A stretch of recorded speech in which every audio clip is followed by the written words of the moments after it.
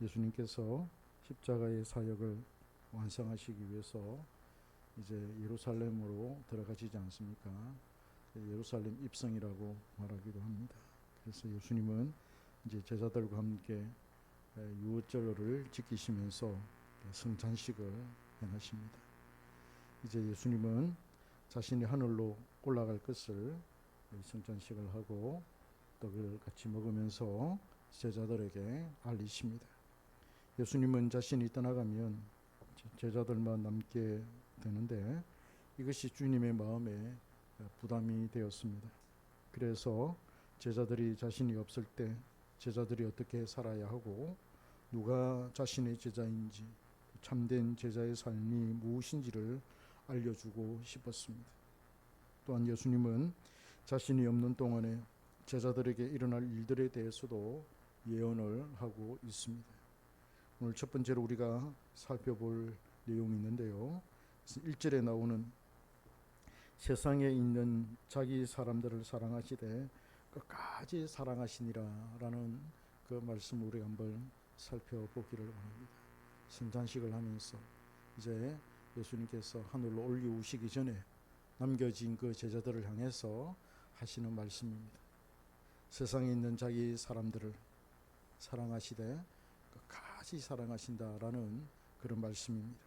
주님은 하늘로 올라가시면서 제자들을 사랑하신다라고 말씀을 합니다. 이 말은 우리 주님의 입에서 나온 것은 아니었지만은 말씀을 기록한 요한이 볼 때에 하늘로 가시는 주님은 남겨진 자기 사람을 사랑하시되 끝까지 사랑하신다라는 그런 말입니다.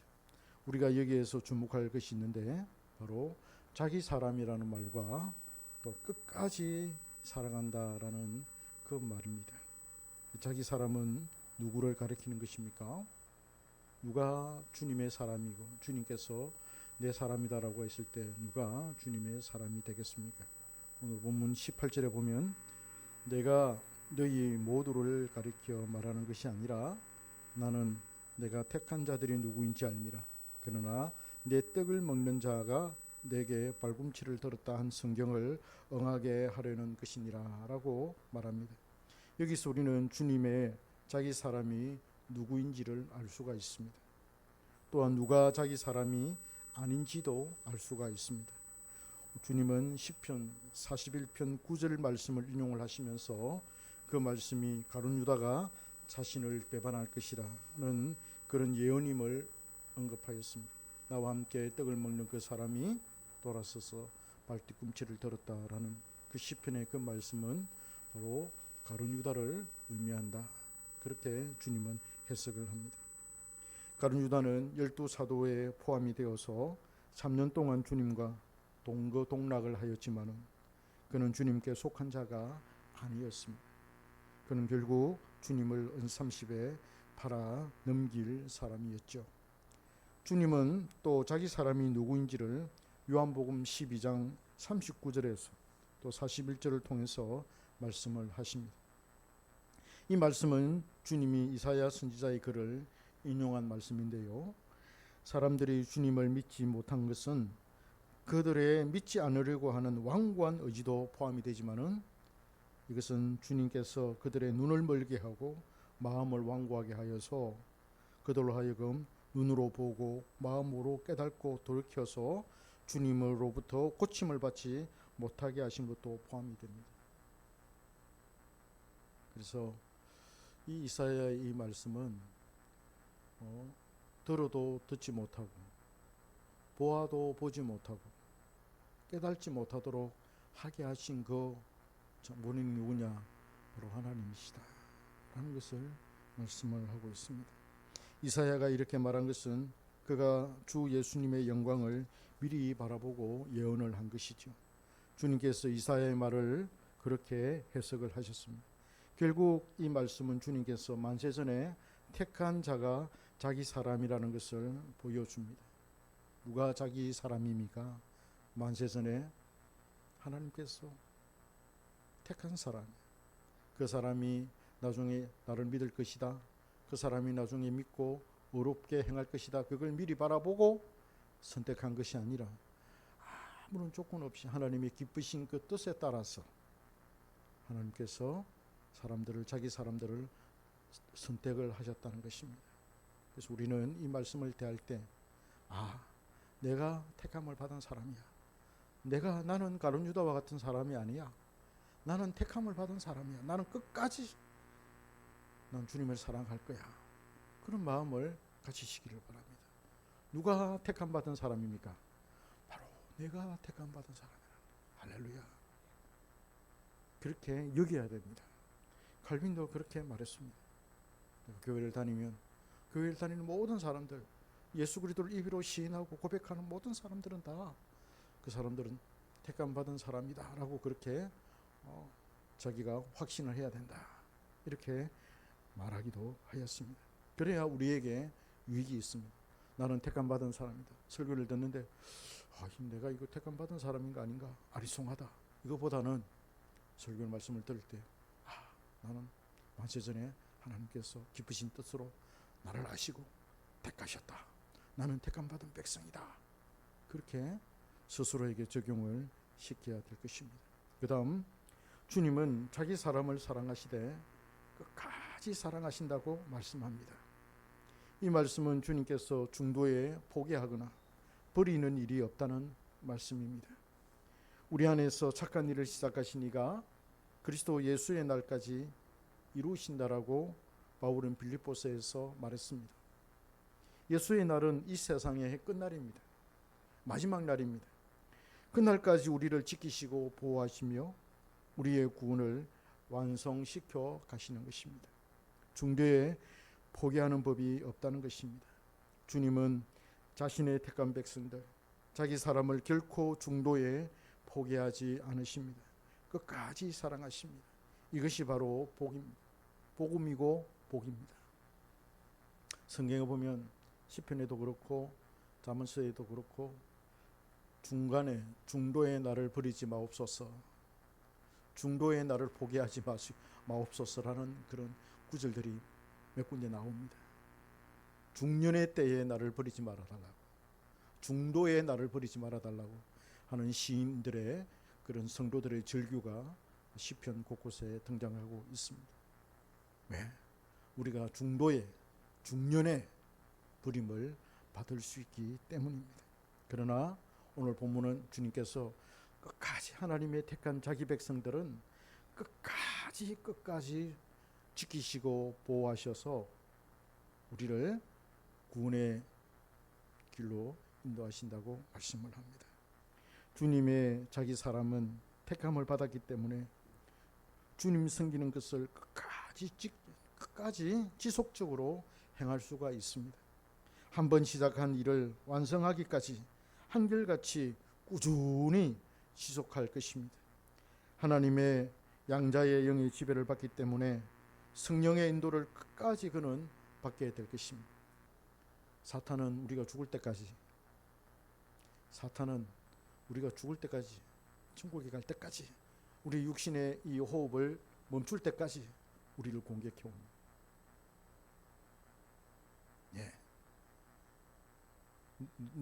늙고 노인이 되면 사탄의 공격이 없겠지. 아닙니다. 그때도 사탄은 공격합니다. 죽을 때까지, 숨이 멎을 때까지 주님을 포기하라고, 주님을 버리라고 그렇게 속삭이고, 질병에 걸렸다든지 고통 중에 있으면 봐라, 내가 이 주님을 버리지 않았느냐, 주님이 너를 버리지 않았느냐, 그래서 내가 이렇게 고통을 당하지 않느냐, 그러니 너도 주님을 버려라. 끊임없이 사탄이 늙어서 80이 넘고 이래도 찾아와서 우리를 그렇게 공격할 것입니다. 그러나 그때마다 하나님의 택한 백성들, 주님께서 끝까지 그를 붙들어서 우리로 하여금 참고 견뎌서 천국 가도록 인도하실 것입니다. 하나님의 택함 받은 백성이기 때문입니다. 그래서 도중에 이 언약이 파기되는 일이 결코 없을 것입니다. 하나님과 우리와 언약을 맺었지 않습니까? 약속을 맺지 않았습니까? 그 약속을 이행하는 분은, 우리도 약속을 지켜야 되겠지만, 그러나 그 약속, 그 언약의 주도권을 가지신 분은 누구냐 하면 하나님이십니다. 하나님이 그 언약을 지켜 나가는 것입니다. 그래서 누가 끝까지 하나님의 사랑을 받을 수 있겠습니까? 바로 택함 받은 백성입니다. 우리가 두 번째로 살펴볼 것이 있는데요, 그것은 주님을 배반한 가룟 유다입니다. 예수님은 가룟 유다를 나지 않았으면 좋았을 사람으로 묘사했습니다. 그의 운명은 예수님을 배반할 자로 정해져 있었습니다. 물론 그 배반은 자신의 자발적인 의지로 이루어진 것이기 때문에 가룟 유다 자신이 자기 행위에 대해서 책임을 져야만 합니다. 인간의 의지는 죄를 지을 수밖에 없는 그런 죄에 속박되어져 있습니다. 그래서 인간은 항상 악한 그런 본성을 가지고 있기 때문에 덜 죄를 생각하고 죄를 짓게 됩니다. 타락한 결과로 인간은 항상 악을 생각하고 죄를 지으려는 그런 경향성을 지니고 있습니다. 느부갓네살 임금이 군사를 이끌고 유다를 침공하지 않습니까? 그래서 성경은 하나님께서 바벨론에 느부갓네살 임금을 일으켜서 전쟁을 하게 하셨다라고 말합니다. 그러면 뭡니까? 그 전쟁의 책임은 하나님이 져야 됩니까? 아닙니다. 느부갓네살 임금이 왜 유다로 침공하겠습니까? 그가 다른 나라를 침공하고 다른 나라를 삼키려고 하는 그 야욕, 그 욕망이 있지 않습니까? 그 욕망 때문에 그는 유다를 침공한 거예요. 그러나 하나님 편에서는 당신의 백성들을 올바른 길로 가도록 하기 위한 그런 몽둥이로, 해초리로 느부갓네살 또 바벨론을 활용을 하신 것이죠. 그래서 그 전쟁에 책임을 져야 된다면 느부갓네살 임금이 져야 되고, 또 하나님께 죄를 지은 유다 백성들이, 유다가 책임을 져야만 하는 것입니다. 하나님의 섭리는 종종 이렇게 나타납니다. 오늘 본문에서 가룟 유다는 예수께서 끝까지 사랑한 사람이 아니었습니다. 그는 그의 인생 중간 시기에 아주 큰 일을 당했습니다. 아주 깊은 나락으로 떨어졌습니다. 주님께서 그에게 은혜를 베풀어 그를 건져 올려주셨는데, 주셔야만 하는데 주님은 그에게서 그 은혜를 거두셨습니다. 그를 지켜주시는 그 은혜를 거두셨다는 거예요. 그래서 그는 버림을 받고 말았습니다. 그의 인생의 중간기에 그는 주님을 배반했습니다. 베드로도 배반했지만 그는 주님의 수년 내에, 즉 인생 중간 시기에 부응하는 하나님의 은혜를 받았습니다. 그러나 가룟 유다는 그런 은혜를 받지 못했습니다. 중간에 포기된 자였습니다. 그는 원래부터 하나님의 사람이 아니었습니다. 다른 제자들이 몰랐을 뿐이지 주님은 이 사실을 알고 계셨습니다. 주님께서 그를 만세전에 택하지 않으셨기 때문입니다. 어떻게 보면은 베드로도 예수님을 배반하지 않았습니까? 근데 차이가 무엇입니까? 유다도 주님을 배반할 차이가 무엇입니까? 유다는 하나님으로부터 택함을 받지 못하였고, 베드로가 바로 택함을 받았기 때문에 하나님은 그에게 회복할 수 있는 은혜를 허락해 주셨던 것입니다. 마귀는 벌써 가룟 유다의 마음에 예수를 팔려는 생각을 넣었습니다. 예수님은 배반자의 이름을 말하지 않았습니다. 내 떡을 먹는 자가 내 발꿈치를 들었다라며 시편의 말씀을 인용하셨습니다. 그리고는 예수님께서 떡 한 조각을 적셔다 주는 그 자가 바로 그니라 라고 말씀을 하시면서 한 조각 떡을 적셔서 가롯 시몬의 아들 유다에게 주었습니다. 유다가 떡 조각을 받았을 때 사탄이 그 속에 들어갔습니다. 예수님은 유다에게 내가 하는 일을 속게 하라고 말씀하셨습니다. 아마도 이 말은 사탄에게 하신 말씀인 것 같습니다. 그 말에 대해서 아는 제자가 한 사람도 없었습니다. 주님께서 배반자에 대해서 예언을 하신 목적은 이러한 일이 일어날 때 제자들이 그 일이 주님에 의해서 일어난 일인 줄 알도록 하는 것이었습니다. 이처럼 주님은 남겨질 제자들을 생각해서 이러한 일들을 보면서 주님을 생각하고 믿도록 하였습니다. 무섭고 두려운 일이 생겨도 주님께서 그런 일이 생겨날 것임을 미리 알려주셨기 때문에 주님의 뜻대로 그 일이 일어난다고 믿고 주님을 붙들라는 것입니다. 자, 이제 이 말씀을 통해서 우리의 삶에 한번 적용을 시켜 봅시다. 주님은 자기 사람을 중도에 포기하지 않으시고 끝까지 사랑하십니다. 가룟 유다는 중도에 버려진 사람이었습니다. 그는 회복되는 은혜를 받지 못했습니다. 베드로도 주님을 배반하는 아주 큰 위험이 그의 인생 중간에 있었지만 그는 회복되는 은혜를 입었습니다.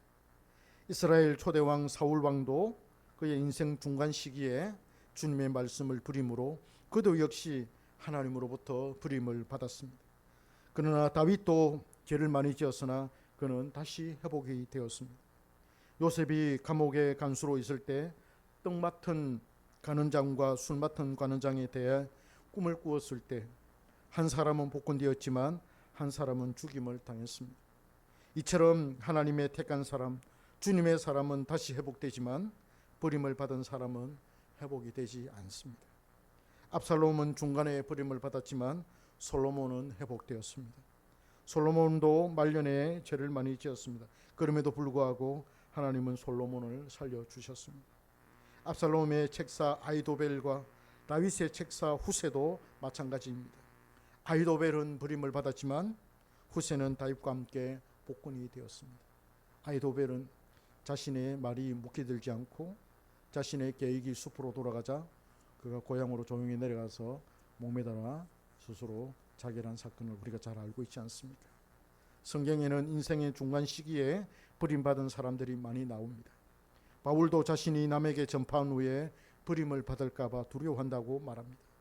내가 다른 사람에게 복음을 전해놓고 정작 내가 주님으로부터 버림을 받을까 심히 두려워한다라고 그렇게 말하면서 두렵고 떨림으로 너희의 구원을 이루어가라. 빌립보서 2장에서 그렇게 말씀하지 않습니까? 그래서 사도 바울은 자신의 몸을 쳐서 복종시킨다고 그렇게 의지를 굳히고 있습니다. 자신을 쳐서 복종시킨다. 우리도 바울처럼 우리 인생의 중간 시기에 주님으로부터 받을 바 두려워할 수가 있습니다. 그러나 염려하지 마십시오. 하나님의 택함 받은 백성은 결코 중간에 버림을 받지 않을 것입니다. 할렐루야. 그래서 우리에게는 연인의 은혜가 필요합니다. 하나님은 당신의 택한 백성들에게 그 중간 시기에 이 연인의 은혜를 베풀어 주십니다. The grace of perseverance. 연인의 은혜라고 하죠. 우리 인생은 죄를 지을 수밖에 없습니다. 죄를 짓습니다. 믿는 사람이라고 죄를 안 지을 수 없죠. 나는 나에게 오는 불시험을 이겨낼 수가 없습니다. 어떻게 불같은 그 시험, 불같은 그 시련을 내가 이겨낼 수가 있겠습니까? 나에게 오는 환난이나 고통을 우리는 견뎌낼 수가 없습니다. 사람이 궁지에 몰리고 절망에 빠지면 하나님을 욕을 하고 하나님께 대해서 원망을 합니다. 심하면 하나님을 떠나고 하나님의 말씀을 떠나버립니다. 세상이 두려워서 사울 왕처럼 말씀을 버리게 되죠. 세상이 두려워서 사울처럼 하나님의 말씀을 버리게 됩니다. 그때 하나님께서 우리에게 주시는 은혜가 바로 연인의 은혜입니다. 끝까지 참고 견딜 수 있게 피할 길을 주시는 겁니다. 이게 주님께서 자기 사람을 사랑하시되 끝까지 사랑하시는 것입니다. 환난을 당할 때, 믿음에 의심이 생길 때 우리에게 가장 필요한 것은 나는 하나님의 택함받은 사람이야 라고 외치는 것입니다. 할렐루야. 한번 외쳐봅시다. 나는 하나님의 택함을 받은 사람이야. 함부로 덤비지 마. 우리는 이 사실을 절대적으로 믿어야 합니다. 어느 집회에 찬양 인도자로 유명한 강사님이 초청을 받아와서 하나님의 말씀을 전하고 또 간증을 합니다. 그는 미국에서 유학을 하고 있었는데 한국에 설교 요청을 받고 와서는 한국 상황을 보니까 자신이 귀국해서 자신의 몸을 던져서 한국 교회를 살려야 되겠다라는 그런 마음이 생기다라는 거예요. 그래서 이 마음을 아주 강하게 먹었습니다. 미국에서도 좋은데 한국에 이렇게 초청을 받아가지고 말씀을 전하고 한국 상황을 바라보니까 한국 교회가 죽어가는 것 같고, 영적으로 막 피폐해지는 것 같고, 그래서 내가 미국에서 한국으로 와가지고 한국 교회를 살려야 되겠다 하는 그런 마음을 먹었다고 합니다. 그래서 미국의 영주권도 다 포기하고 한국으로 이제 돌아옵니다. 딸린 식구도 많았습니다. 귀국을 했는데 아이러니컬하게도 불러주는 데가 한 군데도 없었다고 합니다. 미국에 있을 때는 그래도 설교 요청을 많이 받았는데 한국에 오니까 아무도 불러두지 않더라는 거예요. 그래서 당장 생활고에 시달리게 되었습니다. 동두천이라고 하는 도시에 가서 이제 그 변두리에 월세방을 얻어서 5 식구가 살게 되었습니다. 엄마, 아빠, 아이들 셋, 5 식구가 동두천 그 도시 변두리에서 월세방에 살게 되었습니다. 부부가 아르바이트를 하면서 생계를 유지를 합니다. 추운 겨울 차가운 방바닥에 5 식구가 서로 껴안고 잠을 잤습니다. 거기까지는 좋았습니다. 그런데 설상가상, 눈 위에 뭡니까? 설상가상이 눈 위에 소리가 툭. 악한 일 위에, 나쁜 일 위에 또 나쁜 일, 어려운 일 위에 또 나쁜 어려운 일. 또다시 시련이 찾아왔습니다.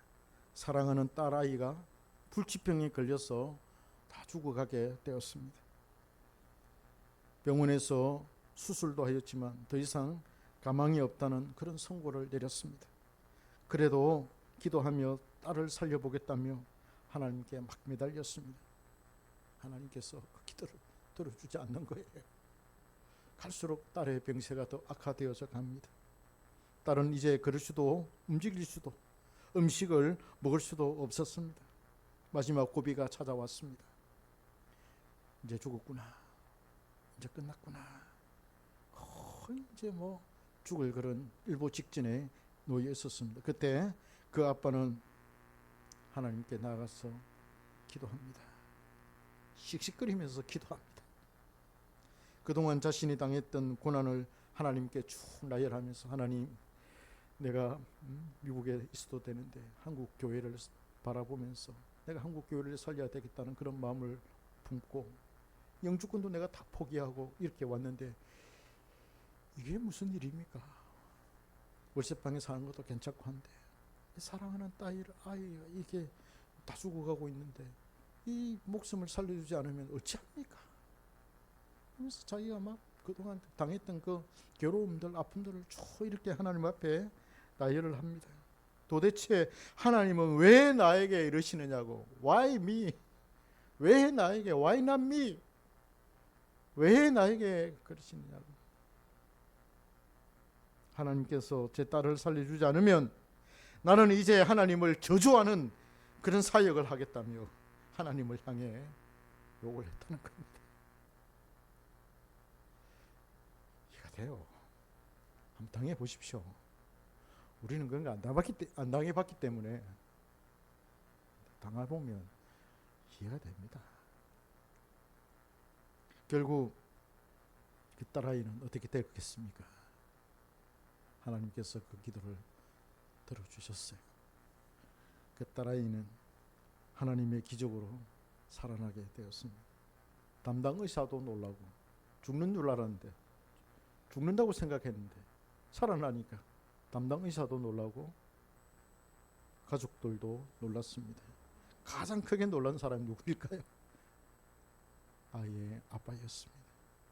하나님을 원망하고 욕하는 그를 하나님은 회복시켜 주셨습니다. 하나님은 아버지로서의 넓은 아량을 나타내 보여주셨습니다. 충분히 이해가 되죠.